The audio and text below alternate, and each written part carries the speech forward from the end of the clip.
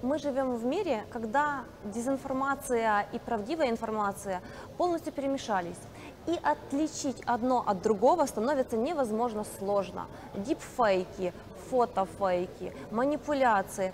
Как отыскать зерна истины? Сегодня мы об этом поговорим с моими коллегами из Беларуси и из Казахстана в рамках дискуссии «Факт, фейк or mistake. Как выжить в мире дезинформации».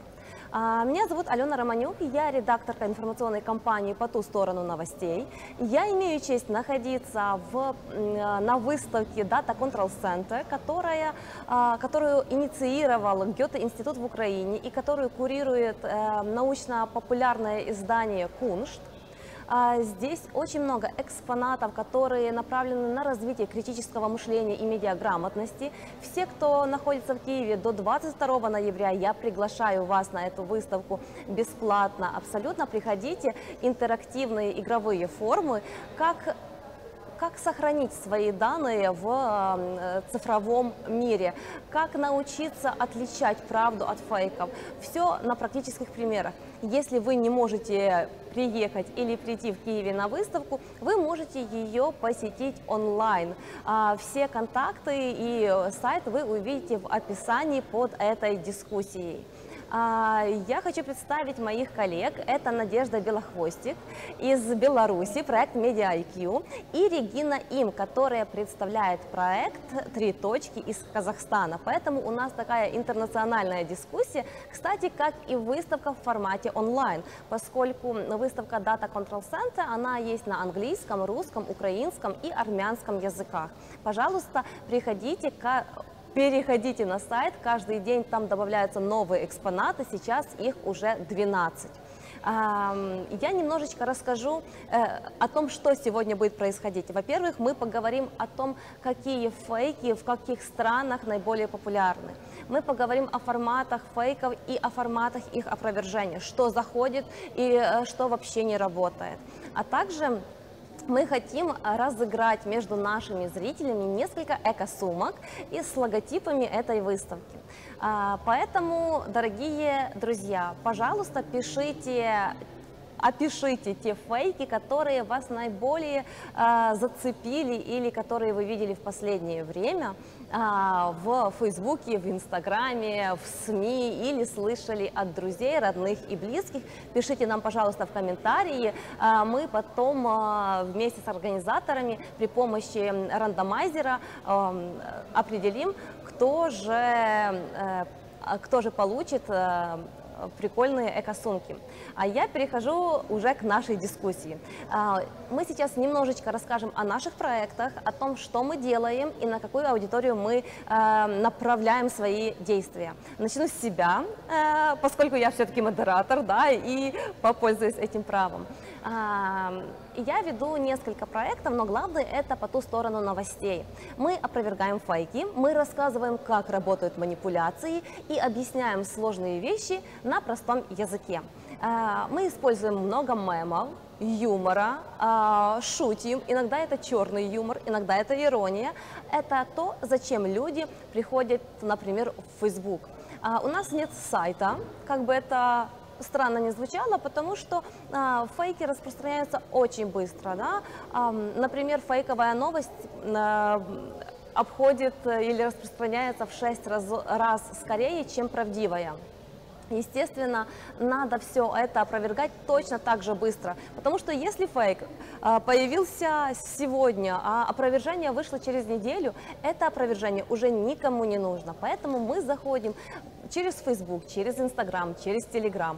Но единственное исключение – это коронавирус, потому что фейков было очень много, они стали цикличными, они начали повторяться, поэтому мы сделали вместе с моими коллегами-журналистами из разных изданий такую платформу «По ту сторону пандемии», где собрали более 300 фейковых или манипулятивных тезисов о коронавирусе.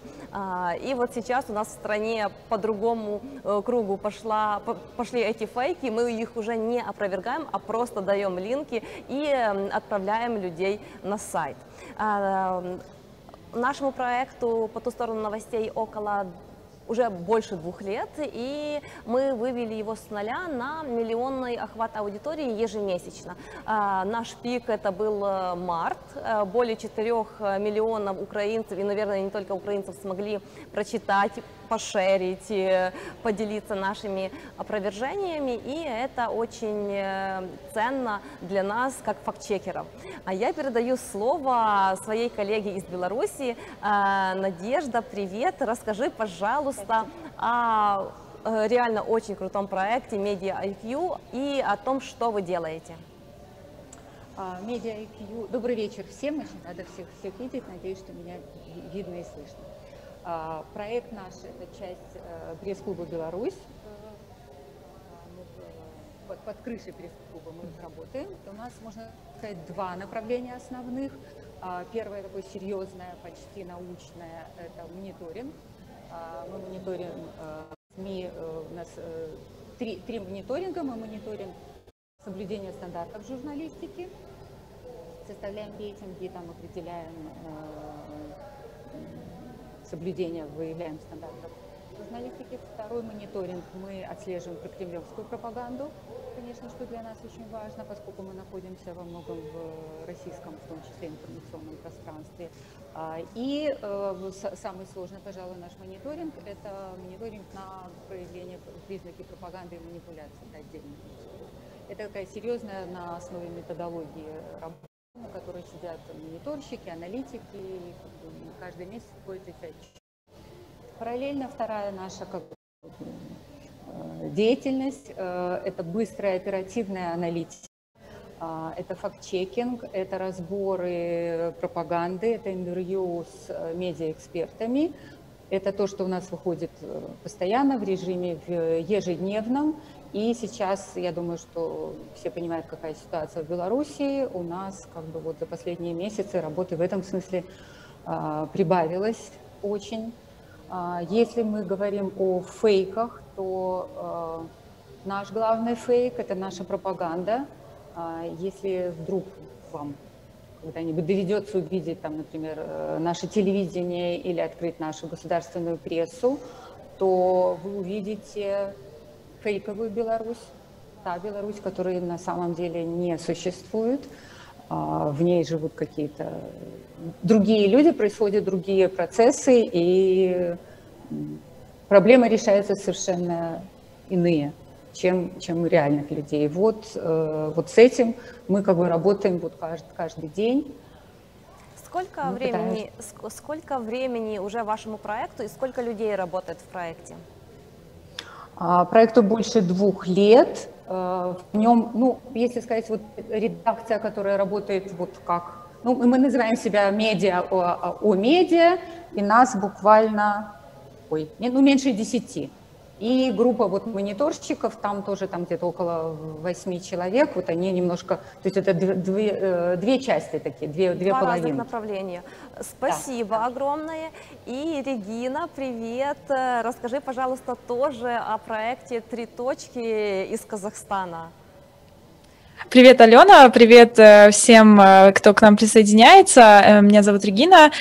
Я являюсь контент-менеджером компании по медиаграмотности, называется «Три точки. Знай, что смотришь». Мы работаем на страны Центральной Азии, так как мы являемся частью проекта поддержания мира и стабильности в странах Центральной Азии, который реализует Интерньюз.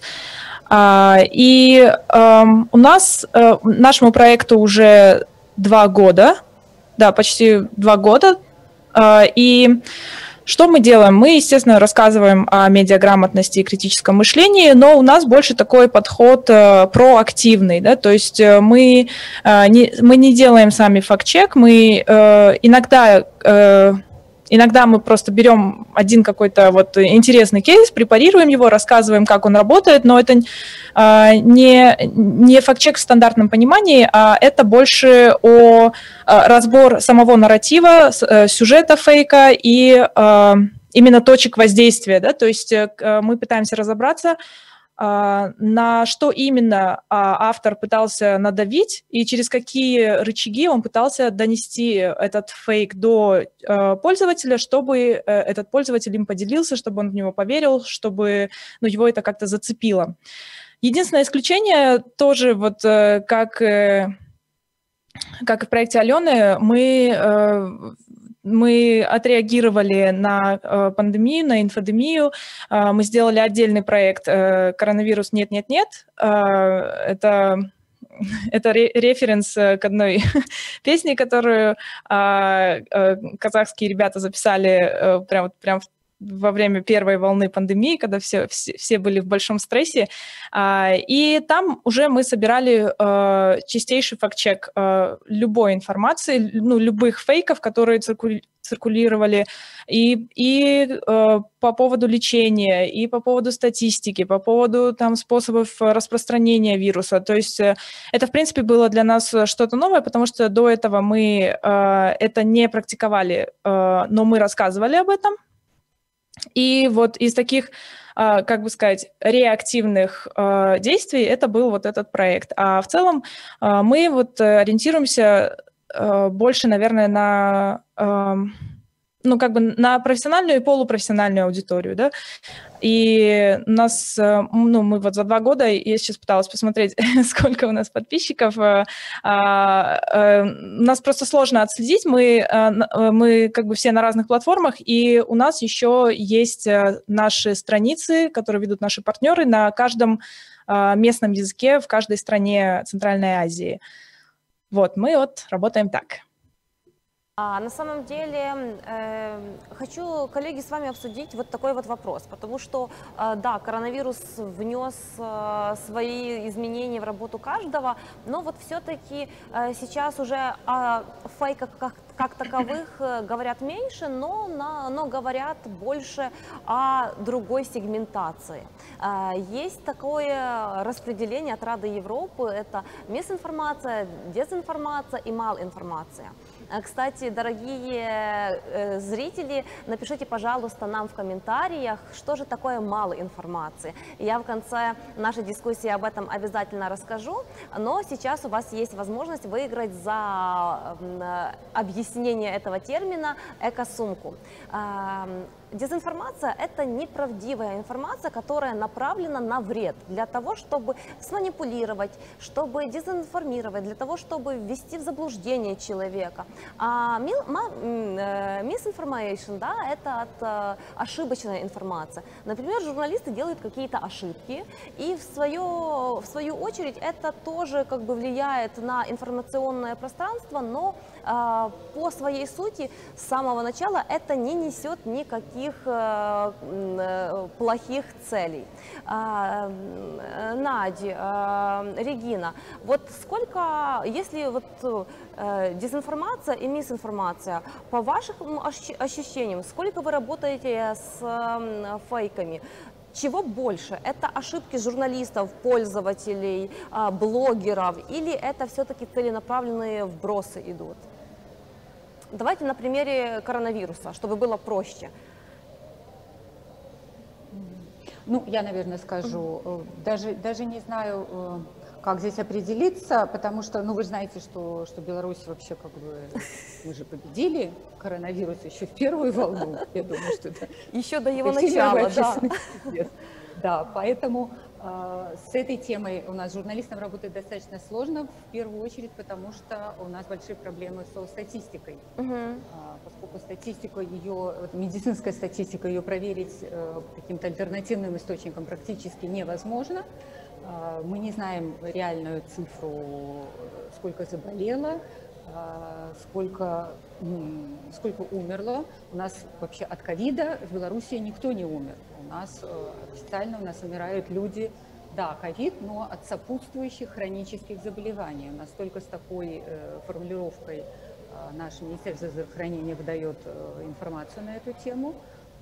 И в первую волну у нас очень стабильно официально умирало 5, 6, 7 человек в день, не больше. И то есть за все это время у нас чуть больше 1000 умерших. И мы понимаем, что если мы смотрим даже на соседние страны, Мы видим, какие цифры там заболевших, умерших, и как бы тут как бы не только журналистам, но и обычным обывателям, читателям, слушателям понятно, что что-то не то. Точно так же сейчас вторая волна. Вроде бы мы признали уже, что да, есть вторая волна, вроде бы, да, вроде мы болеем, но опять же ответственность перекладывается на людей. Люди должны там руки мыть, маски носить, и как-то вот если ты это не соблюдал, ты заболел. И опять же в день у нас умирает сейчас 3-4 человека официально, что как бы далеко, наверное, от истины. Поэтому говорить тут, ну, скорее, да, это дезинформация, наверное, такая тотальная. Украины у нас на самом деле было несколько типов фейков о коронавирусе. Это там конспирология, с которой, я думаю, все видели вот эти все фейки. Билл Гейтс чипирует население, вакцины, ай-яй-яй, мы все умрем и так дальше. И на самом деле, когда это шерили, эта дезинформация шло все это через Facebook, через YouTube, а потом это подхватывали некоторые журналисты и медиа, которые должны были перепроверять информацию, но они вот как-то на каком-то этапе некоторые медиа, некоторые журналисты и блогеры стали рупором вот этой дезинформации. И это, как по мне, было еще хуже. Но, с другой стороны, были также и ошибки там, от блогеров или от журналистов, потому что исследований как таковых не было, делать что-то надо было, и поэтому искали все, что только можно. Регина, как у вас? Ну, я думаю, что наш опыт не очень сильно отличается от опыта Беларуси и Украины. Я думаю, что есть еще одна проблема в том, что определить мисинформацию довольно сложно, особенно если она исходит от какого-то, например, там, чиновника, да, или политика, потому что мисинформация вот в чистом виде, как кейс сформированный, я могу вспомнить сейчас один. Это было во время первой волны коронавируса в Кыргызстане, когда люди еще были в панике, люди очень сильно боялись всего, и тогда вышел на ежедневный утренний брифинг министр здравоохранения на тот момент и сказал, что в одном из городов Кыргызстана закрывается там, ну, основная как бы городская больница, потому что там и вот это закрытие, кстати, уже там распространилось по мессенджерам. Люди стали придумывать объяснения, говорить, что там все врачи заразились, они все умерли, и больницу закрывают, и, в общем, все ужасно. Ну, как бы это была в чистом виде мисинформация, потому что буквально сразу же журналисты профактчекали и сказали, что нет, все нормально, все работает. Врачи сами, главврач вышел, дал интервью, сказал, ну, как бы нет, это ошибка, мы работаем, все нормально. И, естественно, потом уже через буквально там пару часов министерство тоже выпустили пресс-релиз о том, что это была ошибка, и ну, на самом деле ничего такого нет, да. Но это как бы в этом случае была явная ошибка. Но как бы здесь, мне кажется, отделять дезинформацию, вот целенаправленную дезинформацию от мисинформации, опять же, сложно, потому что последствия порой и от той, и от другой одинаковые. То есть если даже взять вот ту путаницу с масками, которая шла от Всемирной организации здоровья в самом начале, когда они не могли определиться, нужны маски, не нужны, спасают, не спасают, пока выходили одно заявление за другим, для людей это была мисинформация уже. И то есть последствия мы наблюдаем до сих пор. То есть до сих пор люди не понимают важности масок. И я думаю, что... Согласна с тобой, и хочу, кстати, у нас тоже вспомнила прекрасный пример мисинформации, это то, что ошибочная информация.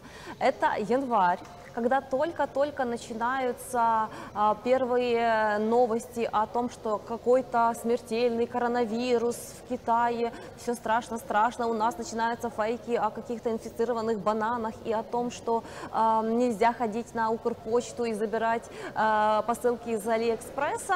Одна из одно из учреждений медицинских пишет о том, что в Киеве были выявлены вот такие вот заболевания. И среди них коронавирус один случай. Что делают журналисты? Они это подхватывают и выходят везде заголовки, новости с заголовками о том, что вот сейчас в Киеве уже зафиксирован первый случай коронавируса, все в панике. Как потом оказалось, что это не тот коронавирус, который SARS-CoV-2, это совершенно другой, потому что коронавирусов есть много. И, естественно, это была ошибка учреждения, которое не уточнило, что же это за коронавирус. Журналисты, которые не перепроверили эту информацию, и в итоге это сыграло очень плохую шутку с нами, потому что люди на эмоциях, паника, вот это вот все, и гораздо больше начали обращать, ну, то есть еще больше впали в панику. Кстати, вот я полностью согласна с Региной о том, что неважно, какая цель была первоначальная, но на самом-то деле важно то, какие последствия имеет эта информация. Или это дезинформация, или это мисинформация. Надь, хочу спросить у тебя, потому что коронавирус коронавирусом, но у вас там в Беларуси вообще ситуация очень интересная, и особенно если взять выборы, протесты, я даже не знаю, на каком уровне вот можно определять эту дезинформацию. Расскажи, пожалуйста, что у вас там происходит именно с дезинформацией, и мне кажется, она уже у вас идет на государственном уровне. Да, конечно, это идет уровень госпропаганды, это государственный уровень, это государственное, в первую очередь, телевидение.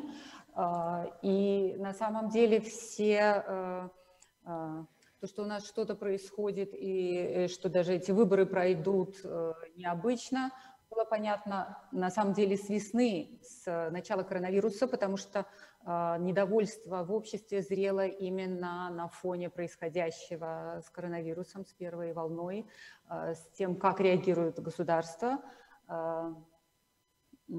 как оно относится к людям, с каким пренебрежением порой говорилось там о первых умерших людях. Ну, этот был старый, а этот был слишком толстый, а этот...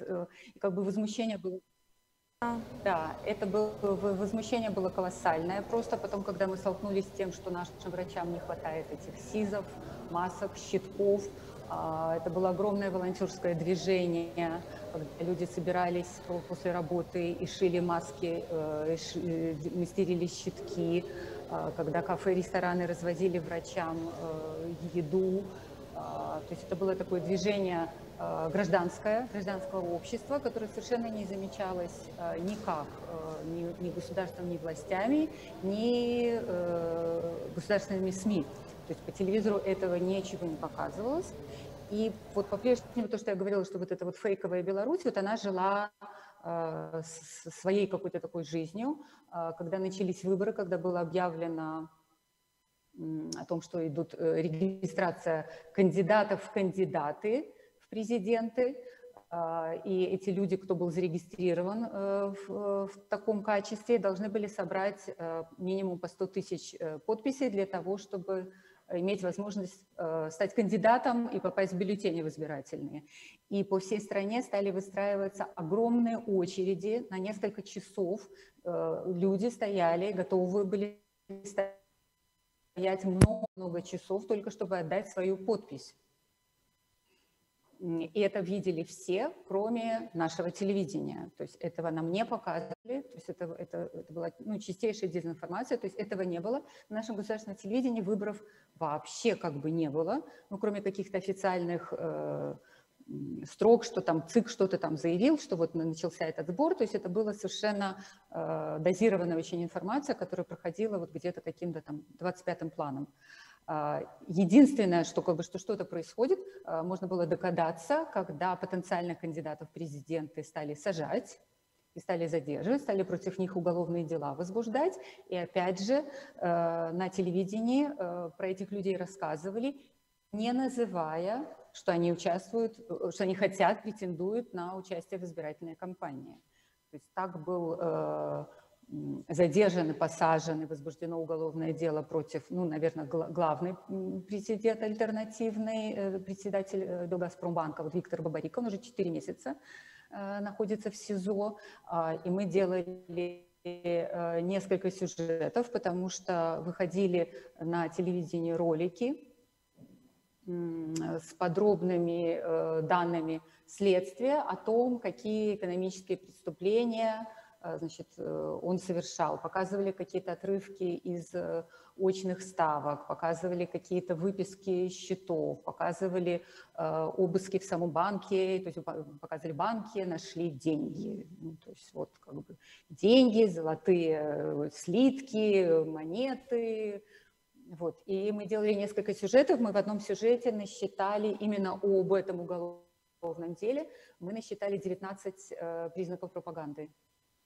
От умолчания, отрывочных фактов, домыслов, догадок. То есть это было в одном сюжете, сюжет, который длился там 5 минут, наверное. Вот. Да, чтобы мы уже более предметно обсудили, это, я думаю, будет интересно и нам, и нашим зрителям. Да, я, наверное, может быть, скажу буквально пару слов, да, тогда, чтобы был понятен контекст. Это ролик, это уже событие после выборов. Наверное, ну, все знают, что у нас произошло. После выборов 9 августа у нас начались протесты, и первые дни с 9 по 12-13 число было задержано около 7 тысяч человек. Они были помещены в совершенно нечеловеческих условиях во всякие там СИЗО и в тюрьмы там по всей стране в разные места, подвергались совершенно чудовищному насилию, жутчайшему. И когда вот это все, то есть вот именно несправедливые выборы и вот эта вот волна насилия, это были две движущие силы, которые вывели людей на улицы с мирными протестами, и вот до сих пор эти протесты все продолжаются. И самые первые так называемые цепочки солидарности у нас начали женщины и девушки 12 августа, когда они просто выстраивались с цветами в белых одеждах на улицах.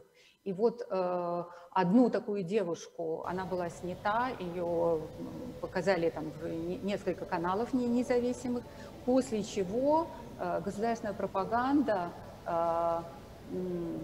они делали такой фейки оппозиции и показали, что вот посмотрите, вот эта девушка, вот это профессионально, она плачет, она стоит в цепи солидарности, говорит, что вот у меня сегодня день рождения, но я не могу в такой день ничего праздновать, потому что такое горе в стране. Вот. И государственная пропаганда показала ролик, в котором вот она эти слова говорит там якобы 13 августа, и вот она же их говорит 16. И вот мы размотали эту цепочку, откуда появился, как появился этот фейк, вот можно его посмотреть, если это возможно.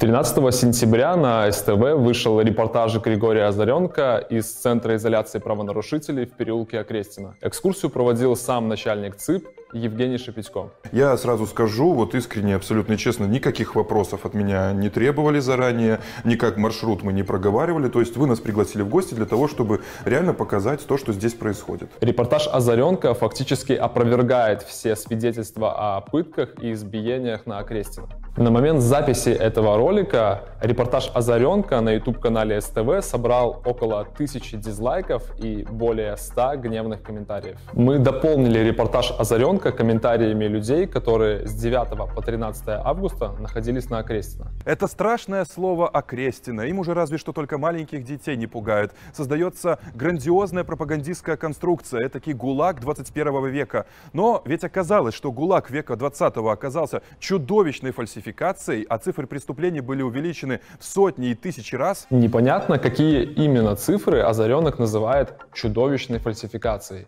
И почему он решил, что они преувеличены? Никаких фактов. Дальше автор спросил у Шепетько, не смущают ли его люди, стоящие под изолятором.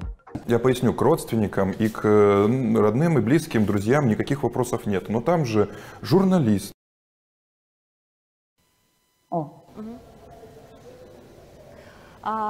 У нас немножечко не тот ролик мы запустили, но тем не менее это тоже очень интересный пример того, как работает пропаганда. Надь, расскажи, пожалуйста, о том, что мы увидели, а вот тот ролик мы обязательно кинем линк в комментарии нашим участникам, чтобы они тоже смогли его увидеть и проанализировать, как работают методы пропаганды. Они везде одинаковые. Надь, тебе слово.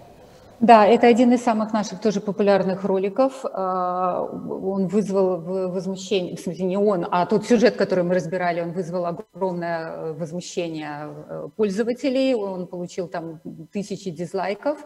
Вот все насилие, все пытки, о которых, я думаю, что да, все слышали, которые происходили, они происходили в нескольких местах в Беларуси, но в том числе это уже такое...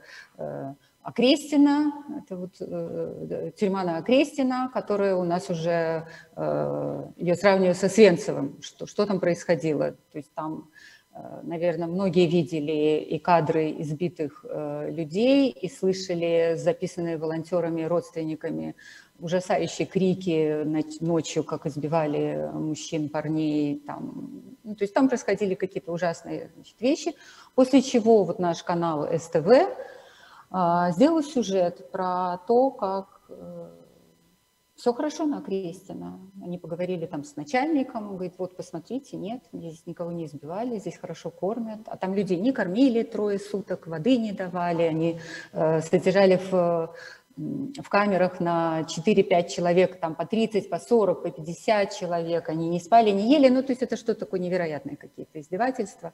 Вот. И вот они рассказывают, что нет, это фейк, это вот эти все рассказы о насилии, это чудовищный фейк. И мы сделали этот сюжет, мы смонтировали его с признаниями тех людей, которые прошли через все это. И важно, что вот наш журналист Алексей Худанов, он был задержан 9 числа, он содержался не в Окрестино, а в Жодино, там было чуть лучше, но мы долго его спрашивали, будут ли у него силы сделать этот ролик, написать этот сценарий, сделать этот разбор, и он сказал, что нет, мне это очень важно, мне очень важно это сделать.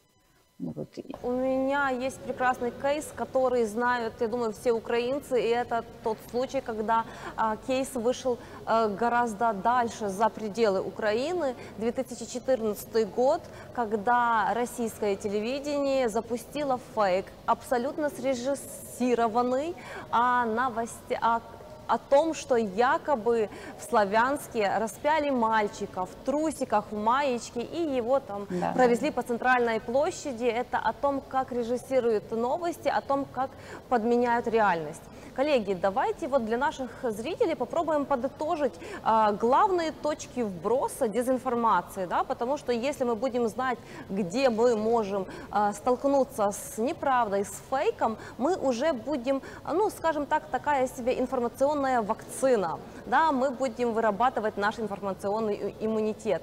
Значит так, мы услышали, да, о том, что государство, оно иногда вбрасывает, Беларусь это хороший пример, как по мне. У нас в Украине много чиновников говорят неправды, да, и у нас есть фактчекеры, которые проверяют именно тезисы чиновников и говорят, вот здесь этот депутат соврал, а вот здесь он сманипулировал. Окей, передаю эстафету Регине. Регина, какие еще точки вброса фейков?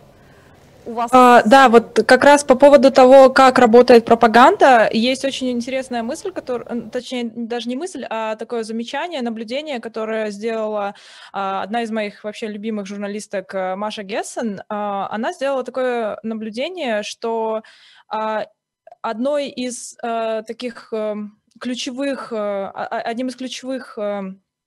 признаков большой пропаганды при определенном политическом режиме — это не просто ложь, не просто фейк, а какой-то очень слишком очевидный фейк. То есть слишком очевидное, вот когда тебе просто в лоб врут, да, и она приводила примеры, допустим, Трампа, который журналистам говорил, да никого там никаких детей не отделяют на границе, вы что такое говорите, нет такого, или тот же Путин, который там говорил, ну, да какое военное присутствие в Украине, нет такого, ничего не знаю, не слышал, да, то есть в то время, когда абсолютно все журналисты, расследователи уже трубят об этом везде, отовсюду, да, и у нас сейчас в Кыргызстане тоже очень интересная ситуация. У нас 4 октября прошли выборы парламентские, и люди были очень недовольны этими выборами. Они на следующий день вышли на протест, потому что после результата этих выборов говорили о том, что в парламент там практически 50 на 50 была. Одна партия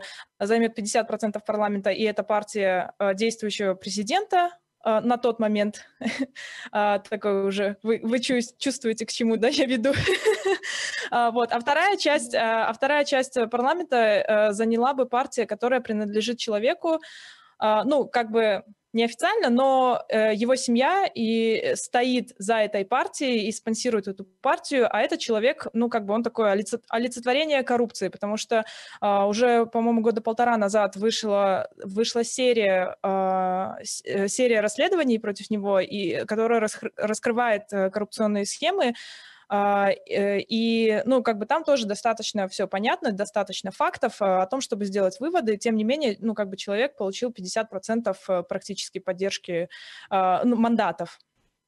Что происходит далее? То есть выходят на протест люди и в итоге добиваются отмены результатов. При этом выпускают всех как бы политических заключенных из тюрем, и один из них становится, ну, как бы таким исполняющим обязанности, скажем так, сначала премьер-министра, а сейчас президента. Но это все было очень проведено как бы вне правового поля, то есть это больше выглядело так, что вот он быстро так добежал до кресла, сел и такой, опа, мое кресло, все, я премьер-министр теперь.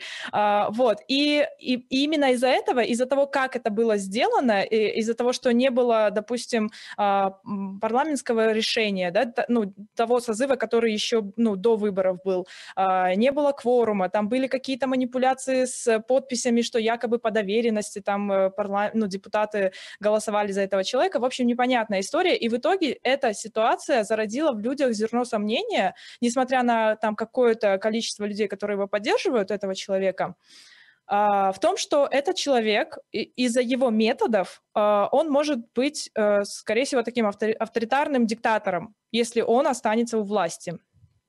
Его соратники, одним из ключевых факторов, почему его поддерживают, это национализация Кумтора. Кумтор – это как бы месторождение, где добывают золото. И почему я заговорила о очевидной лжи, которая очень тесно связана и является признаком такой очень сильной пропаганды, которая при этом еще зиждется на диктаторском стиле. Это человек, когда у него стали брать первые интервью, первые заявления, он стал делать, естественно, журналисты сразу же спрашивают, ну, как бы вас посадили как политического заключенного, потому что вы были против того, чтобы Кумтор перешел там международным инвесторам, да, вы хотели, чтобы это была национальная компания. Что вы будете делать сейчас? И он говорит, ну, Кумтор уже нет смысла национализировать, потому что там золота уже не осталось, и, ну, и как бы не нужен он там, пускай остаются, вот кто там есть, пусть они и будут.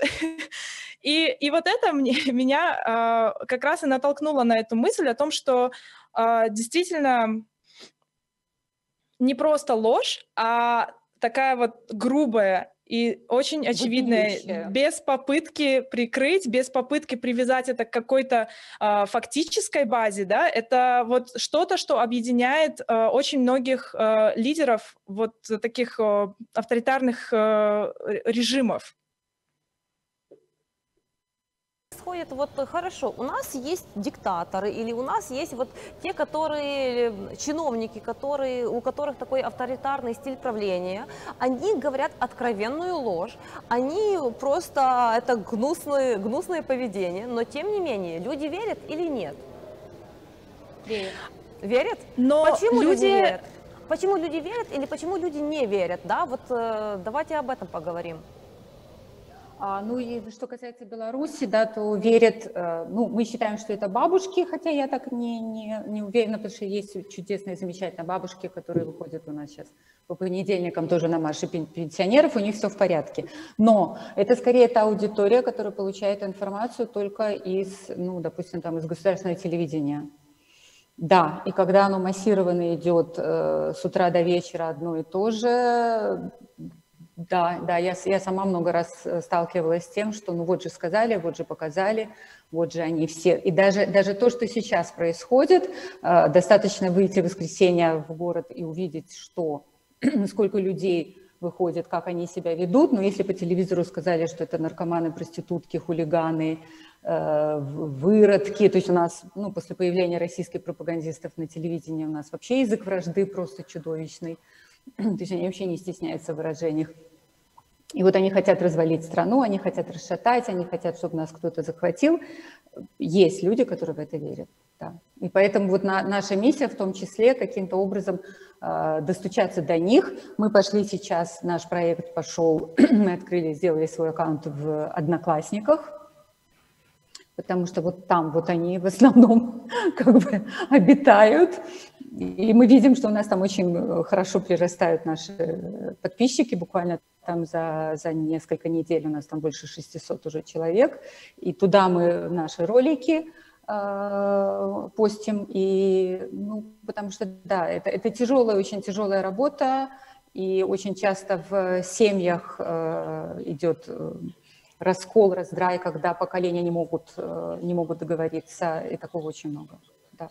У нас чуть-чуть, прежде чем Регине передам слово, вклинюсь, у нас легче с этим, потому что мы, ну, у нас в стране запрещен доступ к ВКонтакте и Одноклассникам.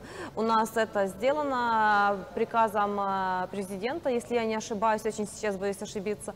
Вот, и у нас нельзя легально входить и пользоваться ВКонтакте и Одноклассниками. Да, есть, используют VPN, но, как показывает статистика, уже несколько лет подряд ВКонтакте уже идет вниз и вниз сползает по посещению, по количеству посещений. У нас сейчас главная соцсеть это Facebook, и за ней идет Instagram. Поэтому тут мы немножечко вот так абстрагировались от российского. Ой, Алена, а вот перед тем, как мне слово передадим, да, уже мне бы хотелось у тебя спросить, есть ли на самом деле какие-то результаты вот этой блока? Потому что мы же привыкли всегда как бы очень сильно ругать такие меры, когда закрывают какой-то сервис или какую-то соцсеть в стране. А вот в Украине как бы такое было принято решение. Есть от этого польза или нет? То есть стало меньше пропаганды какой-то вот?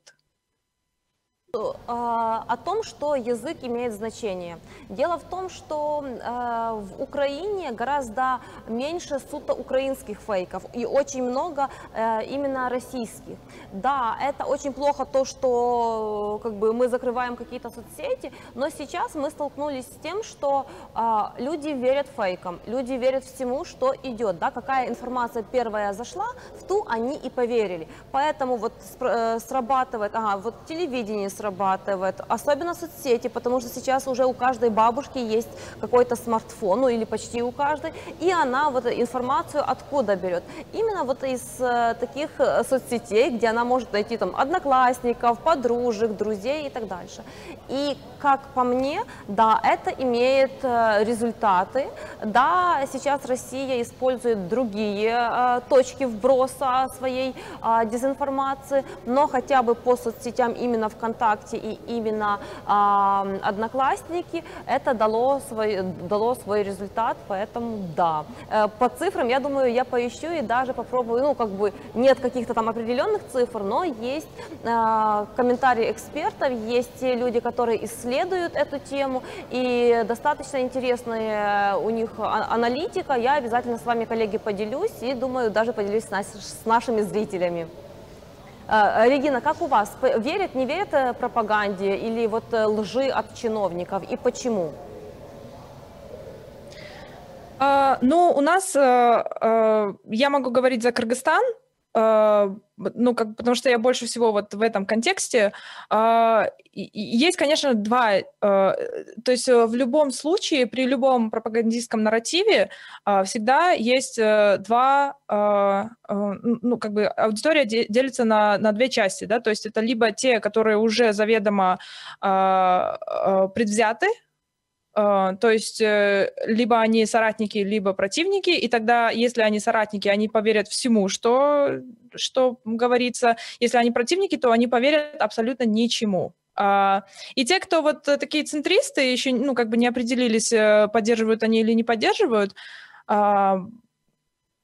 ну вот я не знаю, как, если вот действующий ИО президента останется при власти, если он сохранит такой свой вот жесткий такой режим, это же еще одна отличительная черта авторитарного режима, что когда у тебя нет выбора просто, ты можешь верить, ты можешь не верить, но если это сказано устами лидера или главы, то это и есть правда, да, то есть как бы человек дает себе монополию на правду, то есть сказано нет военного присутствия в Украине, значит нет его, и как бы то, что там весь мир обсуждает, это не важно, то есть важно то, что на Первом канале сказано.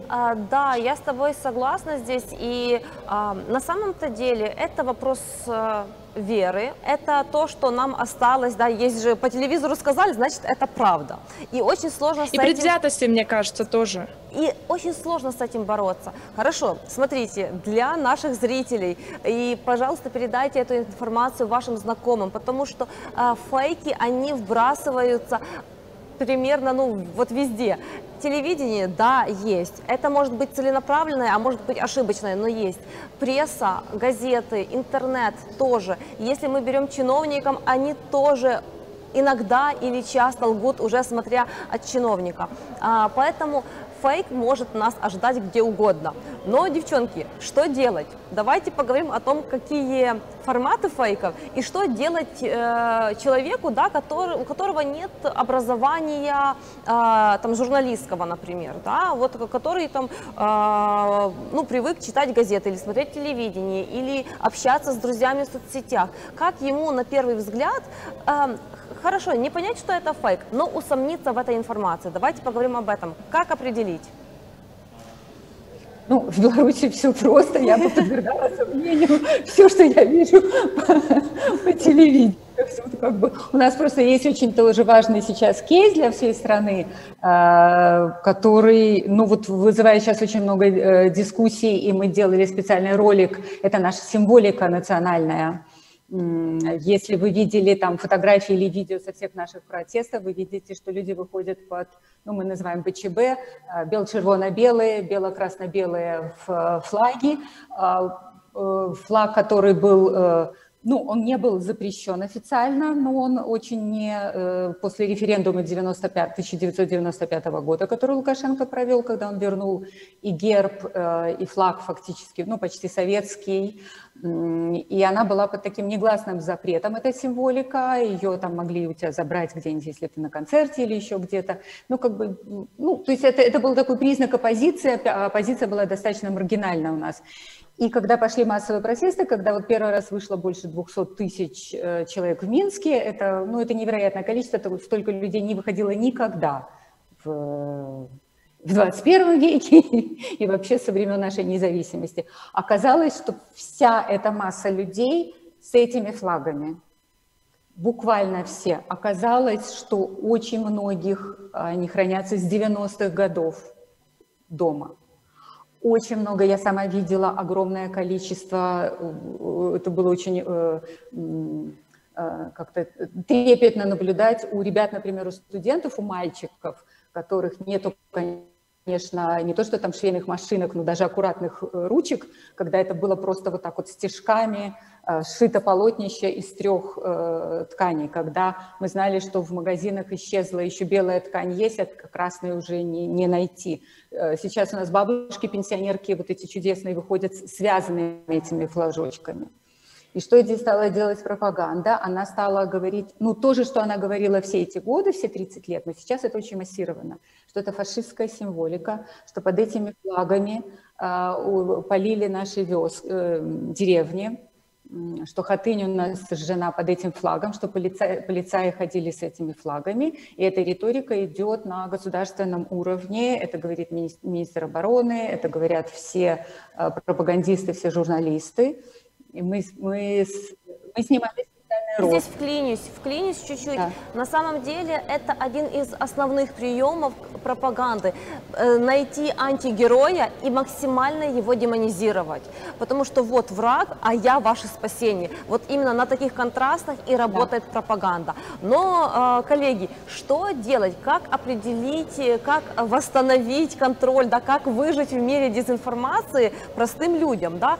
Что делать? Давайте вот каким-то вот таким четким советом, чтобы аудитория могла вот как-то чем-то вооружиться в мире вот этой дезинформации.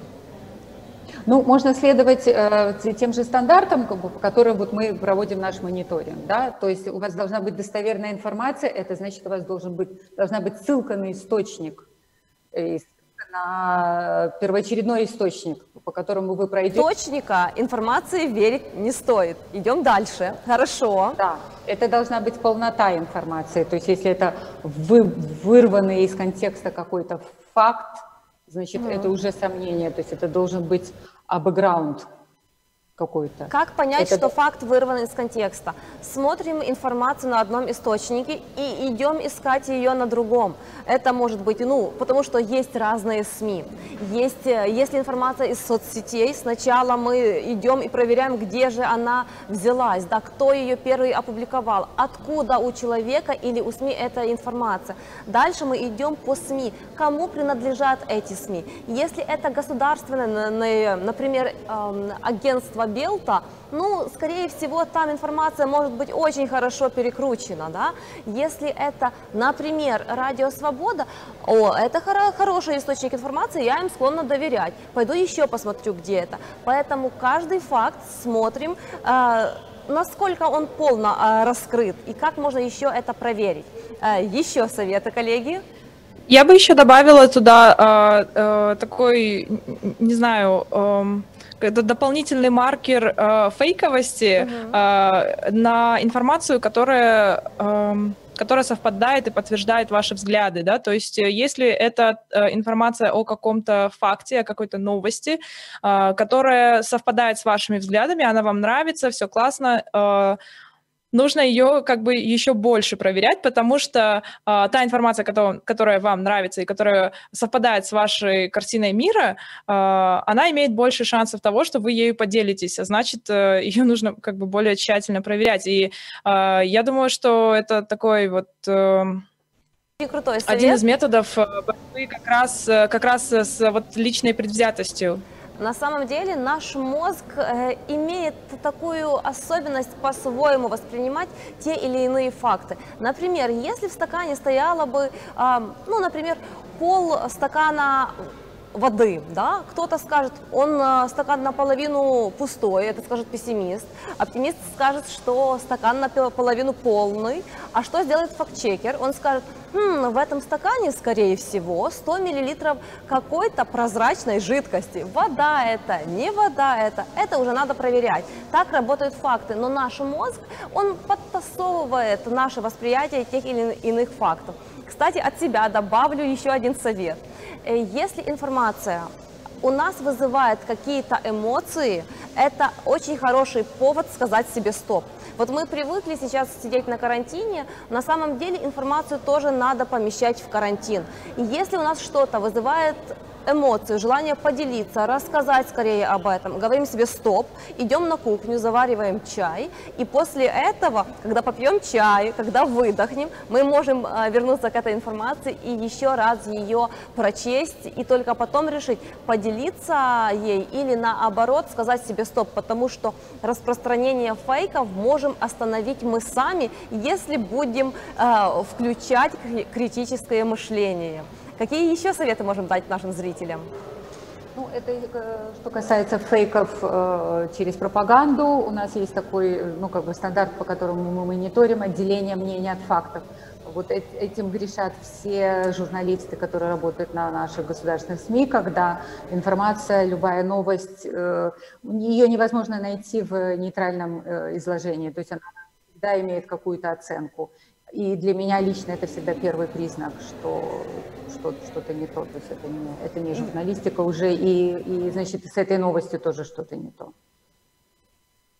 Очень крутой совет на самом деле. Как его применить в жизни, да, потому что журналисты хорошо понимают, что такое факты, что такое суждение и как их надо разделять.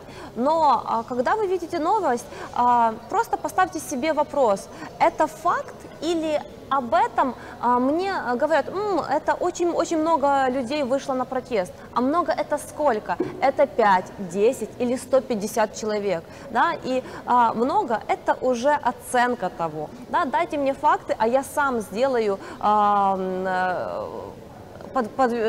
свое мнение, да, сложу об этой ситуации. Какие еще мы можем дать советы нашим участникам? Вот на примере пандемии и инфодемии мы убедились, что если мы хотим как бы развивать культуру правильного медиапотребления, очень важно уметь разговаривать с людьми, которые это не практикуют. То есть нужно учитывать, что никто не хочет чувствовать себя, откровенно говоря, тупым, и если вы пойдете там и начнете кому-то в открытую говорить, что нет, это фейк, и ты просто сейчас делишься фейком, и тыкать статьей с фактчека или там со стоп-фейка, то это, скорее всего, мало к чему хорошему приведет, потому что это может человека настроить просто как бы против вас, и все. И об этом, конечно, больше всего стоит говорить в контексте теории заговора, потому что это вот как раз то поле, где нужно действительно находить прям точечный подход к человеку, который верит в теории заговора, потому что иначе это будет просто такой блок, и вы не достучитесь до человека, а он просто продолжит верить в эти теории заговора и продолжит их распространять. Я думаю, что это не знаю, вот я не знаю, вот на самом деле, я очень много работаю с фейками, с дезинформацией, но каким образом противостоять людям, которые верят в конспирологию, это вопрос веры. Они не ищут фактов, они не ищут опровержений, потому что я всегда сомневаюсь. Вот я пишу опровержение, и я сомневаюсь в том, что я пишу, и я ищу достаточные доказательства, чтобы убедиться, что вот это правда, а вот это дезинформация. Но как говорить с людьми, которые верят в то, что Земля плоская? Вот как их переубедить, да? Вот о чем? Вот как это делать? Или о том, что Билл Гейтс и чипы в вакцинах теперь будут? Как? На самом деле есть люди, которым не помочь, это надо признать. Но нужно еще тоже учитывать, что здесь есть момент, что эти люди, которые распространяют и верят в теории заговора, они руководствуются той же риторикой, что и мы. То есть они, как бы включая критическое мышление, ищут ответы на свои вопросы. И здесь можно как бы вклиниться вот в эту мотивацию и просто направить человека в другое русло. Это я говорю о тех людях, которые еще как-то которым еще не можно совсем помочь. Да, которым еще можно помочь. На самом деле, буду подытоживать, я обещала нашим зрителям о сумках и о том, расскажу, что такое малая информация. Малая информация – это третий тип вот в этой классификации, это правдивая информация, это какие-то вытеки данных, например, Wikileaks и так дальше, но у которых есть некая цель навредить, например. И очень часто это какой-то правдивый контент, например, о политиках, который где-то там начинает появляться в СМИ.